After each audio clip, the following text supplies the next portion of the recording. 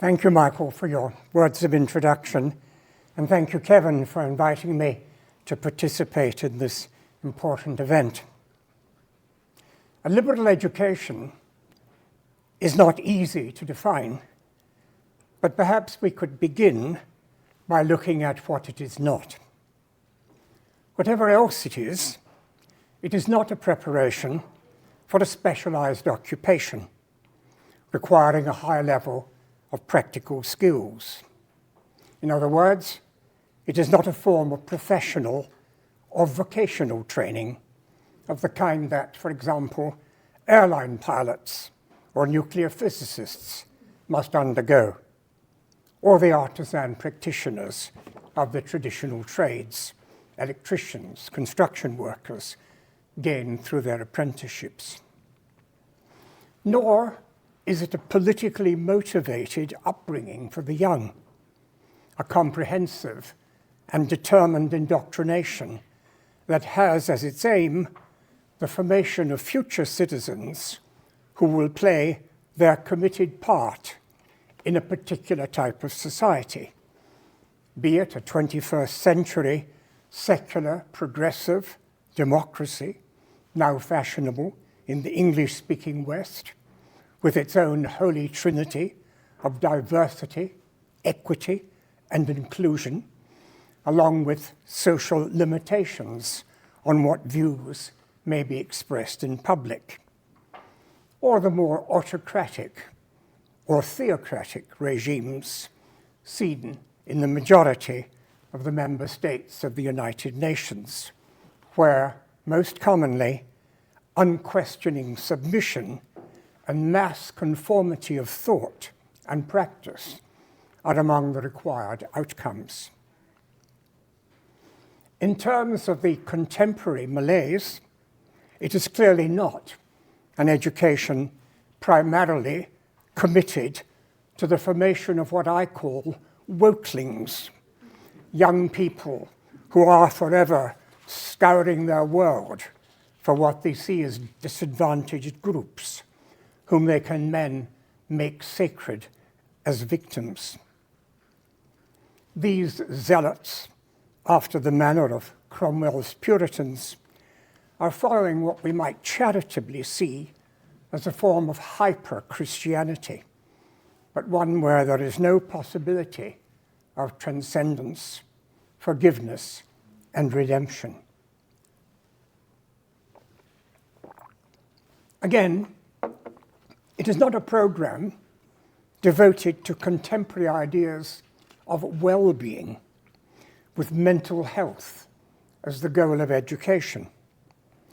This is the self-esteem movement in schools, where the Holy Grail is the unqualified happiness of every young person, be that the intellectual happiness of Socrates in his never-ending quest for truth, or the sensual happiness of a pig gluttonously gorging at the trough, a distinction rarely raised by its advocates.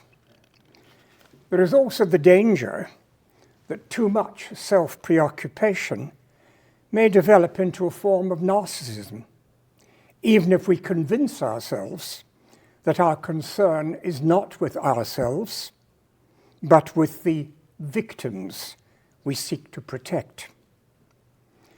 The contemporary young person's goddess, Taylor Swift, in one of her 2022 songs, includes the cynical but insightful lines. Did you hear my covert narcissism I disguise as altruism, like some kind of congressman? The word liberal is derived from the Latin verb liberare, which means to set free. Hence, the Latin term for a slave who has been set free is libertus.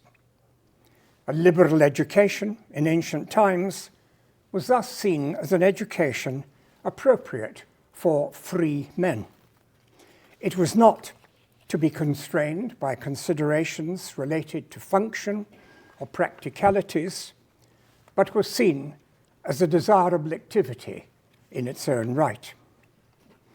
Moreover, the association of freedom with a liberal education also gives rise to the idea that such an education liberates the mind.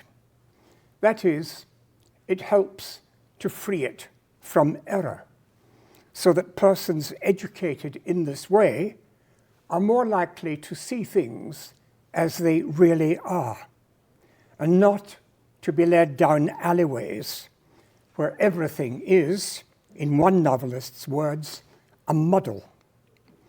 In E.M. Forster's 1908 novel, A Room with a View, an elderly father reflects upon how best to advise his son George.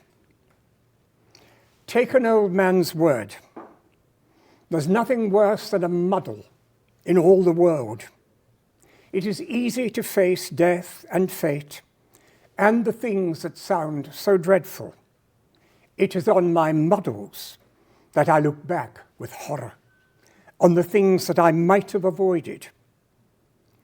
We can help one another, but little. I used to think I could teach young people the whole of life, but I know better now. And all my teaching of George has come down to this: beware of muddle.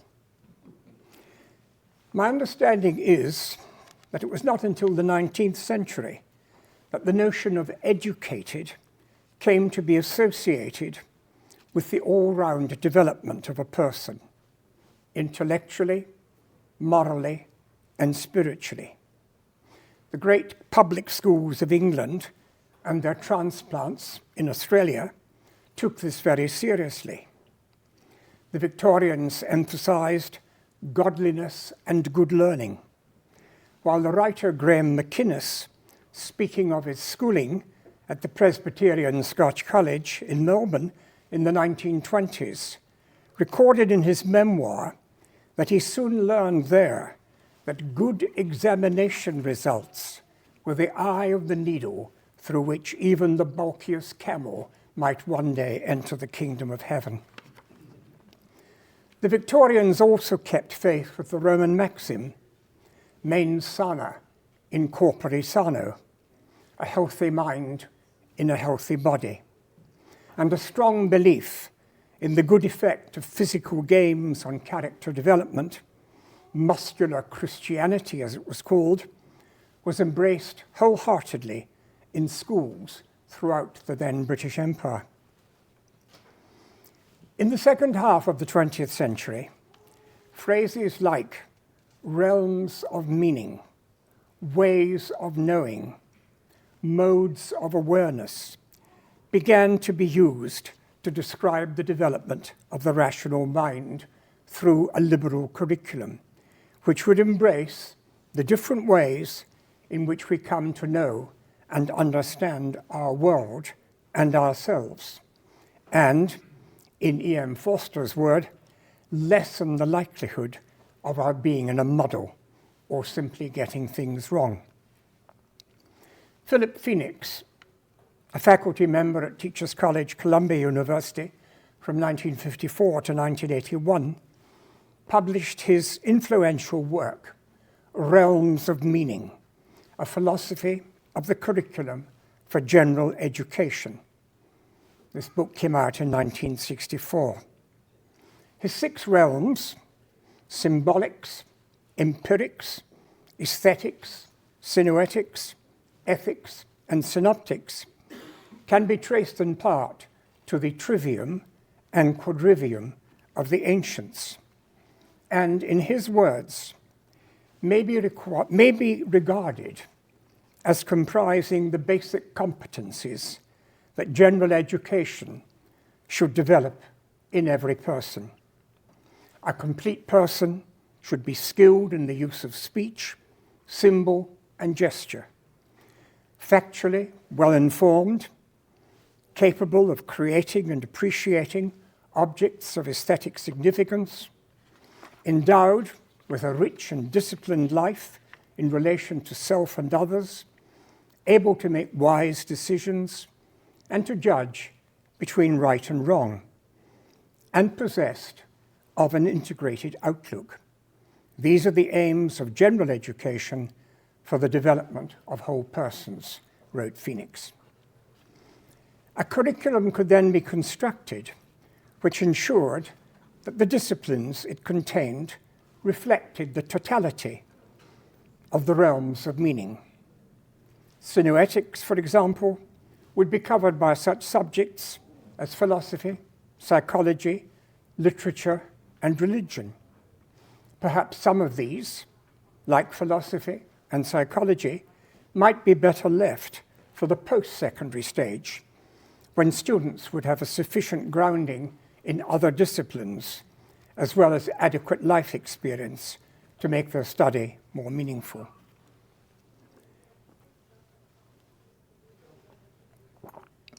However, the Phoenix model was soon to be under attack from a new quarter.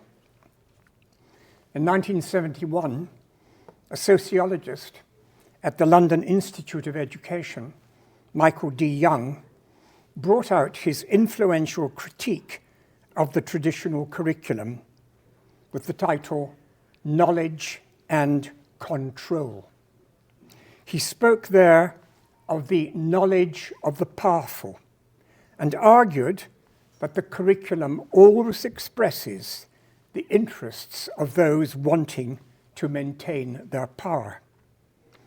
Young's writings were to become increasingly influential in curriculum debate, and for the early neo-Marxists, making education the locus of their long march through the institutions, the runs were soon on the board, while arguments for a traditional liberal education in academia were seen as politically sound, if not politically unsound, if not reactionary.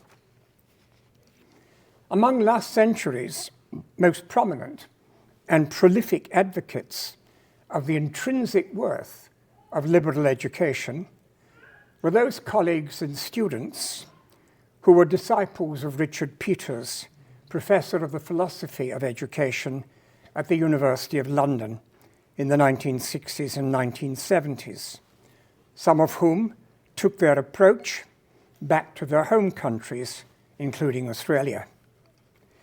Let me give you a flavor of Peters' idea of how he sees a liberally educated person by quoting a paragraph from the chapter Education and Seeing What Is There in his 1959 book, Authority, Responsibility and Education, which began as a series of BBC talks. An educated person is one who has some kind of understanding. He does not, as it were, just suck up what he sees. He makes something of it in the light of the principles which he brings to it. He fits things into a framework, and he does not just interpret what is before him narrowly.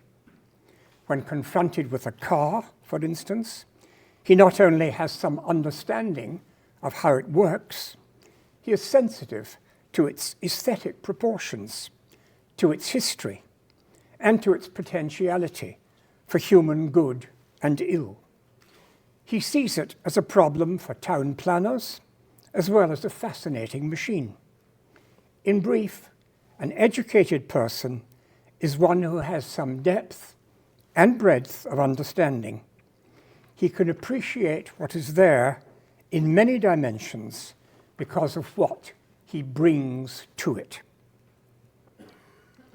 What he brings to it underlines that, as with most worthwhile things in life, sustained effort and patience over time bring their reward. A grounding in the several disciplines which allow us to interpret experience in a way that demonstrates both depth and breadth of perception and understanding requires an intellectual maturity achieved over many years of application. Psychologists have long argued that perception is an active and not a passive process. We assimilate what we experience to what we have already learned, and our existing knowledge and understanding accommodate to this new encounter.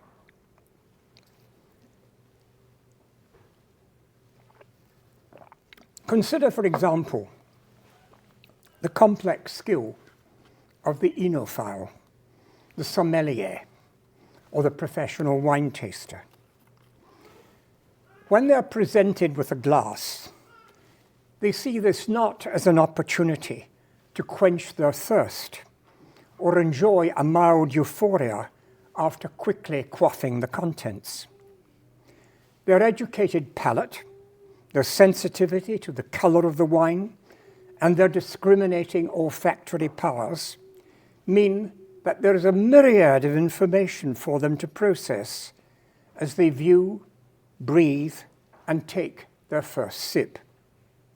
They will bring many years of mentoring by other masters of the craft to their task, as they reverentially gauge the color, the bouquet, and the complexity of the taste as it gently moves around the mouth. Their knowledge of winemaking will bring speculation as to whether new or traditional techniques have been employed in the wine's production. Perhaps they will recognize with satisfaction or surprise the terroir where the vines were planted, when this was done, and by whom. As they sample the fruits of the vineyard, they may picture the region, its people, and its way of life, as it has changed over the decades. If they are commercially minded, they may reflect upon the popularity of such wines, their scarcity, and the demand for them throughout the world at the present time. The more romantic may reflect upon the age-old role of a shared bottle as a social lubricant, a part of human fellowship, while at the same time being aware of more contemporary concerns regarding overindulgence and its negative consequences for health and society. They may also recall that Jesus' first recorded miracle was the turning of water into wine at the wedding at Cana, and that, for Christians, God's Son lives today at every Mass in the chalice proffered to the faithful. In short, the richness of the experience of the wine taster is boundless. It is almost as if there is an eternity of experience to be savored in every sip from the glass. The philosopher Roger Scruton has explored such pleasures in his delightful book, I Drink, Therefore I Am, A Philosopher's Guide to Wine, where the world of the classically educated polymath meets that of the refined enophile. The idea of education as an initiation into forms and thought and ways of knowing brings to mind the rituals which are associated with the rite de passage of young members of societies, both past and present. Investing any activity with tasteful ritual, which has a long history, is one way in which we underline, for those not yet able to articulate or understand, the great significance of what is taking place.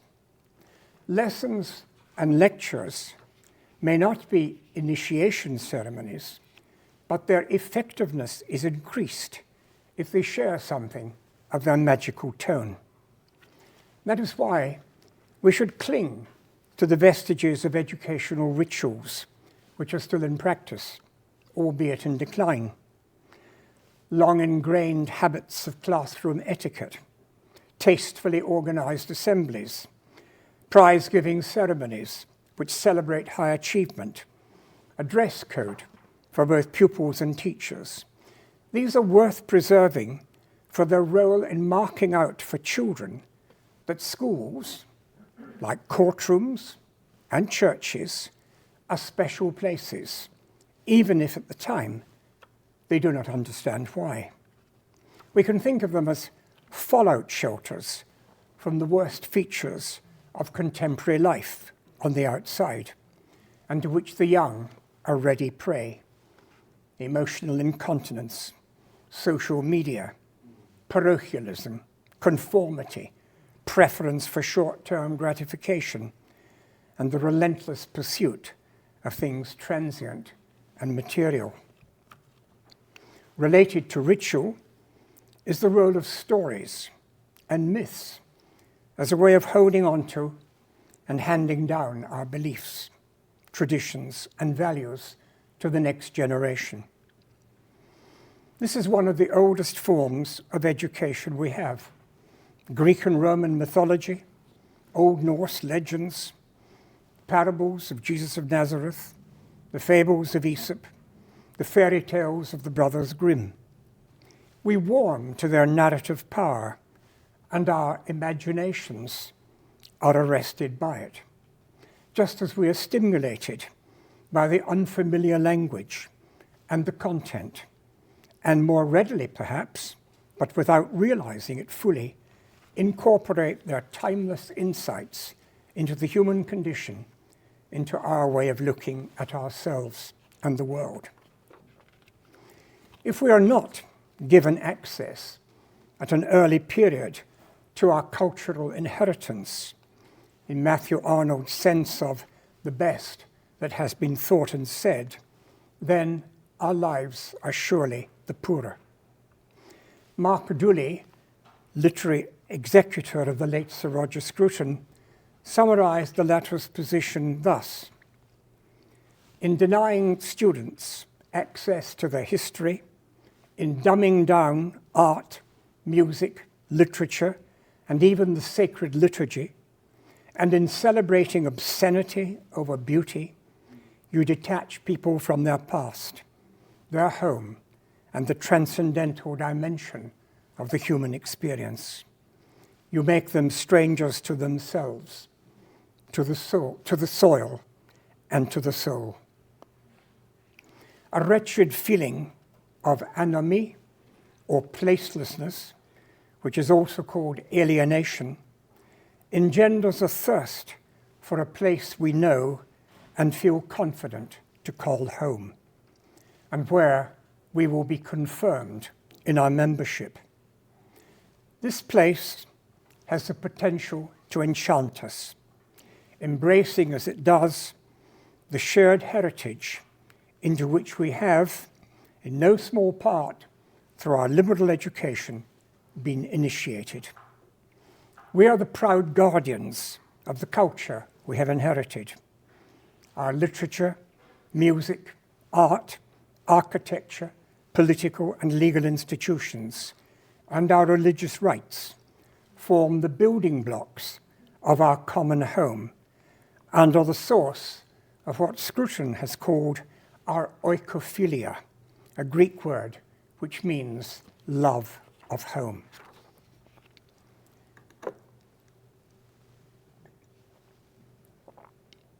There is a moving scene in Alan Bennett's 2004 play, The History Boys, when Hector, the eccentric North of England schoolmaster, explains his vocation. Pass the parcel. That's sometimes all you can do. Take it, feel it, and pass it on. Not for me, not for you, but for someone, somewhere, one day. Pass it on, boys. That's the game I want you to learn. Pass it on. Then there are those delightful advertisements for Patek Philippe watches, where a young boy looks admiringly at his father's wrist. The caption reads, "You never actually own a Patek Philippe watch. You merely look after it for the next generation." Both Hector and the advertising copywriter capture with admirable simplicity the very essence of the conservative concept of education and in particular, the body of knowledge, D.H. Lawrence called it the holy ground between teacher and taught, to which both teacher and pupil owe allegiance, and which we have a duty to safeguard, in Edmund Burke's words, as our obligation not only to the living, but also to those yet to come and to those who have gone before. It is, however, salutary to remind ourselves that the spirit of the times, for over a century, has not been sympathetic to those committed to the value of a subject-centered traditional education. Let me channel for a moment my inner Dame Maggie Smith in my old university city of Edinburgh. The word education comes from the root a from ex, out, and duco, lead. It means a leading out. To me, education is a leading out of what is already there in the pupil's soul. To Miss Mackay, it is a putting in of something that is not there. And that is not what I call education. I call it intrusion, from the Latin root prefix in, meaning in, and the stem trudo, I thrust. The above is from Muriel Sparks' 1961 novel, The Prime of Miss Jean Brodie, where the Edinburgh school teacher of the same name finds herself in conflict with a conservative headmistress. The words that I've read encapsulate amusingly a pedagogical debate which has been going on for over 2 centuries, ever since Jean-Jacques Rousseau first published his education tract, Émile, in 1762. The opening sentence is an early example of what Roger Scruton called the culture of repudiation, in which a people's fundamental cherished values and practices are dismissed forthright. God makes all things good. Man meddles with them, and they become evil, asserted Rousseau. Rousseau's writings were to influence, over a century later, the educational theory of John Dewey and his disciples in the United States, where a progressive pedagogy was embraced, especially methods which sought to draw out ideas from the child rather than have them explicitly taught, or, in Miss Brodie's contemptuous term, thrust on the pupil. This was not some more contemporary form of Socratic questioning, where the teacher's aim was, by careful questioning, to elicit the concepts which they were seeking to have articulated, but a child-centered approach where it was fancifully imagined complex ideas would blossom like flowers in the kindergarten, in the sun of the teacher's smile. An emphasis on the child rather than on the teacher gradually found its way into government reports in the United Kingdom and in Australia as the Cultural Revolution of the 1960s made its presence felt. The catch cry, "I am no longer the sage on the stage, I am the guide by the side," was proclaimed with a note of triumph. The well-tried and tested phonic approach to reading instruction gave way in favor of the whole world look and say method. Desks in rows were rearranged into small group tables in the classroom where children faced one another rather than the teacher. While a strong case can be advanced for the value of a liberal education, one whose foundations lie back in the mists of classical times, there are, I'm afraid, a number of reasons why we are unlikely to see a resurgence of this tradition on any widespread scale at this time in Australia. As Greg Sheridan reported in his very fine piece in Saturday's Australian, there is presently a burgeoning liberal education movement in schools and colleges in the United States, as we may well hear in a presentation this afternoon. However, it is only relatively recently that a small group of schools and colleges in Australia have vigorously promoted a liberal arts education as their core business. Campion College outside Sydney, where we met last year, is one of the pioneers in the tertiary sector, while the Australian Classical Education Society lists, at this stage, over a handful of schools only on its website. But in another of this afternoon's presentations, we may find we have greater cause for optimism. It is understandable that those bearing the cost of these new programs will wish to be clear as to the value of their investment. It is much easier to convince those who are considering funding such ventures, be they governments utilizing taxpayer money, parents willing to pay tuition fees, or philanthropists attracted by the idea of founding new institutions of learning, if the benefits can be clearly shown in terms of end results.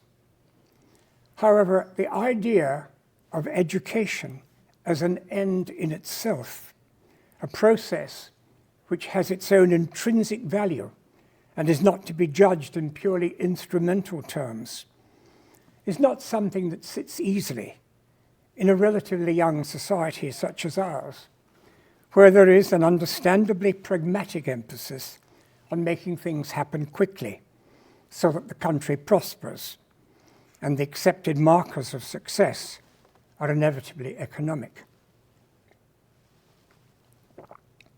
Another common objection relates to relevance, which has been a bugbear of education for almost a century. Children and young adults and their parents wonder how what is going on in classrooms and lecture theatres is related to the real world, by which they usually mean the employment market. While this cry may carry less weight now that people are generally accepting that young people today may in the future be engaged in work which we cannot yet imagine, what the one-time professor of education at England's Reading University, G.H. Bantock, called the parochialism of the present still carries force. We must also accept that a traditional liberal education may not be for everyone. The prospect of committing oneself to the demanding study of arcane texts containing complex and unfamiliar ideas requires a concentrated focus on content, analysis, and synthesis on the part of the student, who at the same time is expected to have faith in the value of the enterprise, even if it seems at the time to have no clear endpoint. This is perhaps even more so at present, when the existence of the Western canon is questioned by those of a neo-Marxist bent, who view much that we valued as previous generations, view much of that as evidence of white supremacy, subjugation of the other, be that downtrodden members of the proletariat of people of other than pale skin color. There is also the consideration that the teaching methodology ideally suited to liberal education involves constructive and open interaction among fellow students and with their teachers, when informed views culled from close study can be expressed and discussed constructively. It is a sad feature of campus life in Australia and elsewhere that such freedom of speech is now under threat, and that students and faculty must constantly monitor what they say, lest they be accused of racism, hate speech, heteronormativity, or any other such present-day shibboleth. In spite of so many obstacles and countercurrents, those who continue to be convinced of the worth of a classical liberal education should, however, not be downcast. There are little fires being lit by what Edmund Burke called little platoons, like those of us in this room today, in Australia and elsewhere. We must not despair, and perhaps, like all teachers, take heart from George Eliot's heroine of her 1871 novel, Middlemarch, Dorothea Brooke, of whom the author wrote at the very end of her novel, "But the effect of her being on those around her was incalculably diffusive.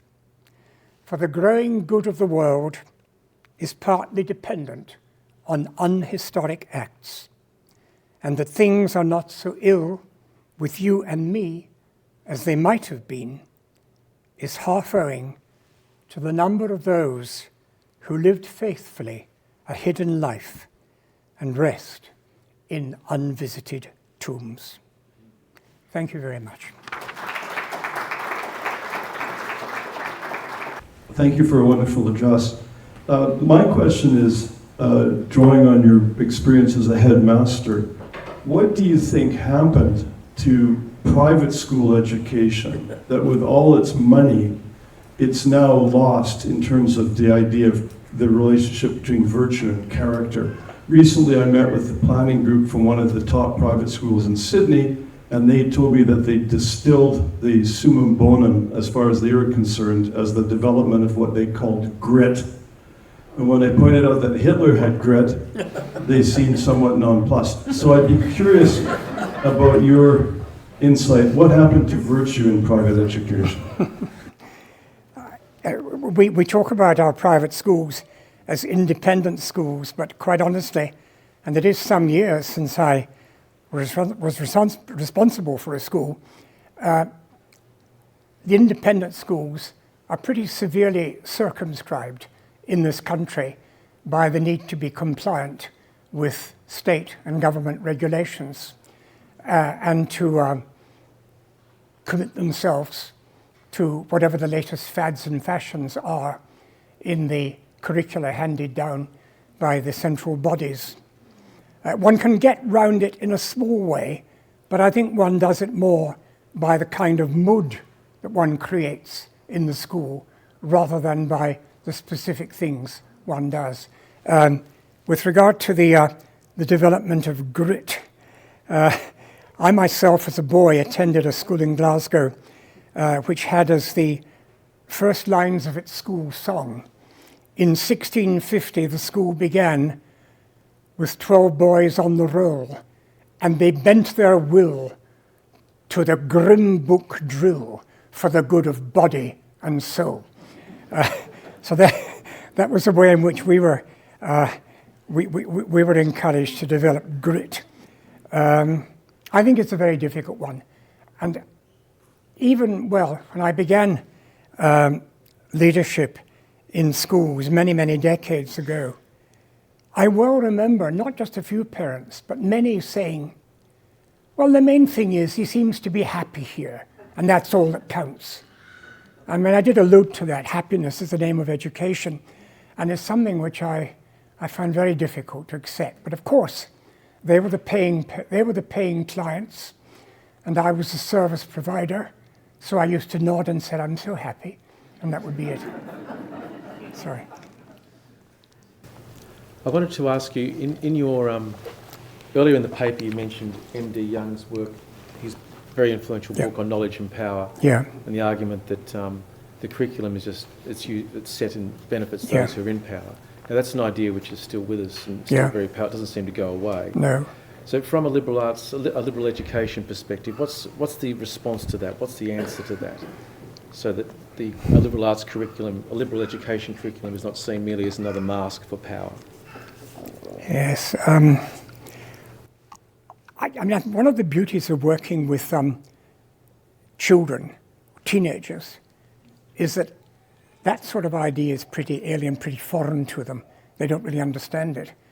And I think, as we heard in the wonderful first address this morning, great literature or great topics of any kind can inflame the imaginations of young people. And so when they're Come to the microphone. yeah, when they're reading a Shakespeare play or a contemporary play, I don't think that they're meta-processing the experience with, this is all about trying to control me or control society. I think they're totally enveloped in the experience if they've got a teacher who's capable of doing that. Good morning, Dr. Black. Thank you for your talk. My name is Elijah Harris. I'm a student at the Ramsey course at the My name is Elijah Harris. I'm a student at the Ramsey In your course. talk, you mentioned some of the difficulties of obtaining funding for a liberal arts education. And you also mentioned that many of the private schools are so circumscribed by regulation that it's hard to give a full regulation that it's hard to. So then, if we perhaps need to start new institutions or make new settings to provide a liberal education, how then would you advise pitching that to would-be benefactors? Would you advise pitching that to would-be benefactors? I think, do you have any advice on what that? people like yourself and others in this room are already doing, spreading the word and bring those who potentially may well have something financial or their own reputations, the strength of their own names, encouraging those people to attend functions like this today, or in your local areas where schools of the kind that we would like to see have been established, ensure that the lamp doesn't burn under a bushel, so to speak, and that the local media are well aware of it and invite as many people in as possible to see what alternatives to mainstream education are like. So I think tell the story as much as you can. That would be my answer.